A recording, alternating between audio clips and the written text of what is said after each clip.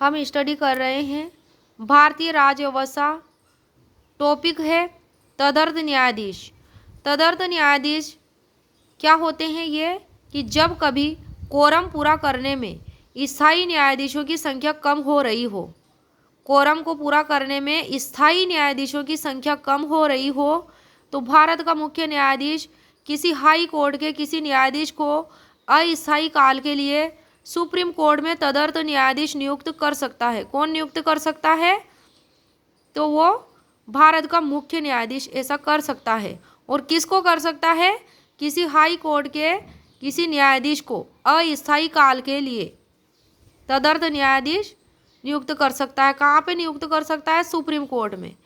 ऐसा वह संबंधित हाई कोर्ट के मुख्य जज से परामर्श और राष्ट्रपति की पूर्व मंजूरी के बाद ही कर सकता है। इस पद पर नियुक्त व्यक्ति के पास सुप्रीम कोर्ट के जज की अर्हताएं होनी चाहिए। तदर्थ न्यायाधीश नियुक्त होने के लिए क्या होना चाहिए? उस व्यक्ति के पास सुप्रीम कोर्ट के जज की अर्हताएं होनी चाहिए। तदर्थ न्यायाधीश के पद पर नियुक्त होने वाले व्यक्ति को अन्य दायित्वों की तुलना में सुप्रीम कोर्ट के जज के दायित्वों को ज़्यादा वरीयता देनी होगी। तदर्थ न्यायाधीश के पद पर नियुक्त होने वाले व्यक्ति को क्या करना होगा? अन्य दायित्वों की तुलना में सुप्रीम कोर्ट के जजों के दायित्वों को ज़्यादा वरीयता देनी होगी। इस दौरान उसे सुप्रीम कोर्ट के जज के न्याय निर्णयन शक्तियाँ और विशेषाधिकार प्राप्त होंगे। किसको? उस तदर्थ न्यायाधीश को सुप्रीम कोर्ट के सब अधिकार प्राप्त होंगे। अगला बिंदु है कार्यकारी मुख्य न्यायाधीश। ये क्या होते हैं? तो राष्ट्रपति किसी जज को भारत के सुप्रीम कोर्ट का कार्यकारी मुख्य जज नियुक्त कर सकता है।